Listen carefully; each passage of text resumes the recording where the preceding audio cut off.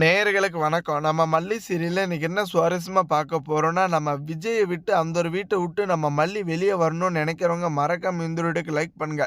இந்த போலி ரேணுகாவும், கதிரேசனும் நம்ம மல்லியோட மனச சுக்குநூறா உடைச்சுட்டாங்க. ஆனா நடந்துட்டு இருக்கிற உண்மை எல்லாமே வந்துட்டு நம்ம ரேணுகாவுக்கு தாங்க சாதகமா நடந்துட்டு இருக்கு.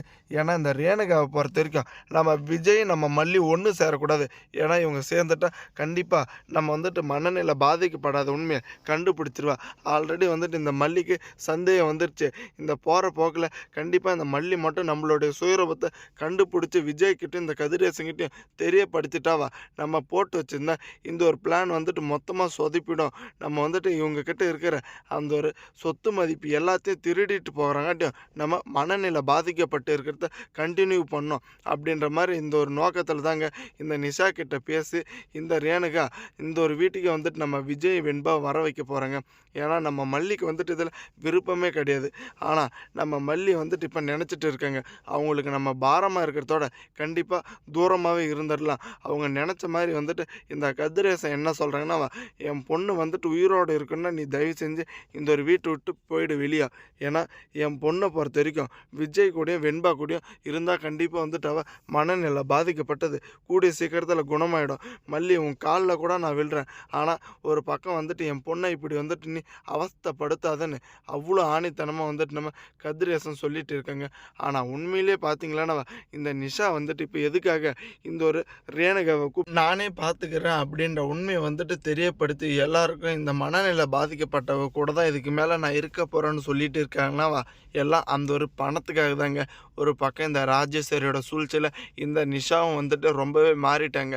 ஏன்னா நம்ம கதிரேசன் இந்த மல்லி மேலேயும் இந்த ரேணுகா மேலேயும் காமிச்ச அக்கறையில் இவன் வந்துட்டு எனக்கு பொண்ணே கிடையாதுன்ற மாதிரி கதிரேசன் முடிவு பண்ணிட்டாங்க.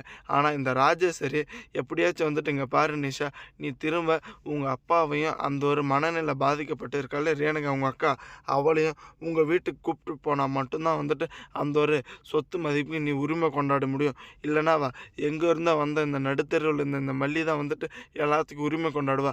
மல்லி வந்துட்டு ஆல்ரெடி ஒரு மகாராணி என்ற வாழ்க்கையை தான் வாழ்ந்துட்டு இருக்கா. உங்கள் அக்காவை பாரு, மனநிலை பாதிக்கப்பட்டு ரொம்பவே சிறையில் அடைச்சி வச்ச அந்த ஒரு கேவலமான நிலைமையில் வாழ்ந்துட்டு இருக்காங்க. இதுக்கு எல்லாத்துக்கும் நீ தான் முடிவு கட்டணும்னு நம்ம நிஷாவை ரொம்ப நல்லாவே வந்துட்டு மனசை மாற்றி வச்சுருக்காங்க. ஆனால் இந்த ரேணுகை வந்துட்டு இப்போ போட்டு வச்சது எல்லாமே திட்டம் நல்லா தான் நடந்துகிட்டு இருக்குது. கூடிய சீக்கிரத்தில் அதை நம்ம செயல்படுத்தணும். ஏன்னா அந்த ஒரு வீட்டில் இருந்தாவா நம்ம மல்லியாக இருக்கட்டும், இல்லை இந்த மனோகரனாக இருக்கட்டும், எல்லாமே என்னுடைய சுயரூபத்தை கண்டுபிடிக்கணும்னு தான் துடிச்சிட்டு இருக்குங்க. ஆனால் இந்த ஒரு வீட்டில் நான் சொல்கிறது தான் சட்டம், நான் செய்கிறது தான் வந்துட்டு அபிரிகாயம்.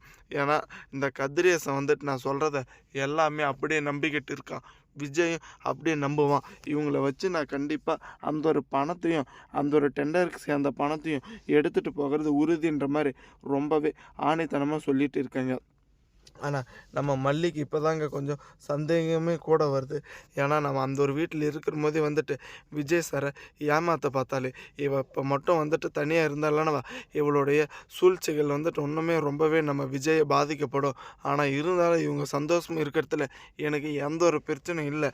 ஆனால் இப்போ எப்படியாச்சும் பார்த்தீங்களான்னா நம்ம ரேணுகாவோட சுயரூபத்தை கூடிய சீக்கிரத்தில் வந்துட்டு எல்லாருக்கும் தெரியப்படுத்தணுங்க. தேங்க்ஸ் ஃபார் வாட்சிங். மல்லி நேயர்களுக்கு மறக்காமல் சப்ஸ்கிரைப் பண்ணிட்டு